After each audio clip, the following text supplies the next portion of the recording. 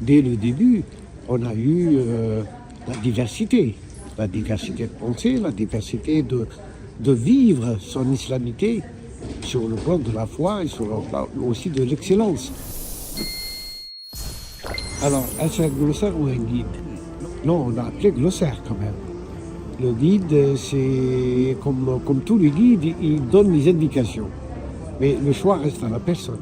L'islam a toujours, dès le début, on a eu la diversité de pensée, la diversité de vivre son islamité sur le plan de la foi et sur le plan aussi de l'excellence. Parce qu'on parle d'islam, mais n'oublions pas que c'est quand même le din, c'est la religion. Et l'islam est un des piliers de cette religion. Il y a l'islam, l'iman ou l'ihsan. Donc, la loi, la foi et l'excellence.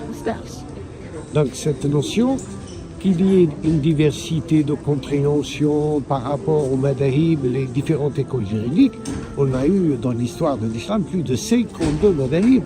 Et on enseignait dans la ville de Tlemcen, en Algérie, 17 madahib étaient enseignés au Moyen-Âge. Donc la diversité de pensée et l'islam n'est pas quelque chose, ni une contrainte, dit le Coran, ni une contrainte en matière de religion. La ikraha al-din.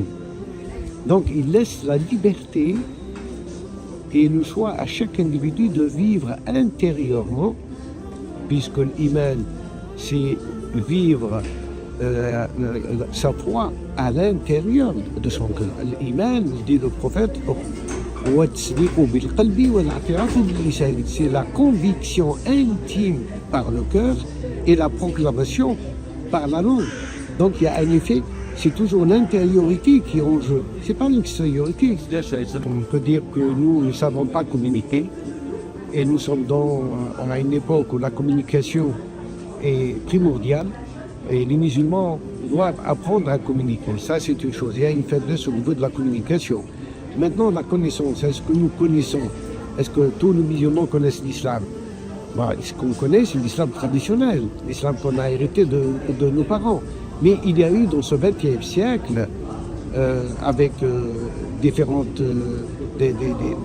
dans différents pays, une pensée qui était radicaliste et qui a amené l'islam à un rétrécissement au niveau de la pensée et au niveau même des concepts de sa propre loi, sa charia.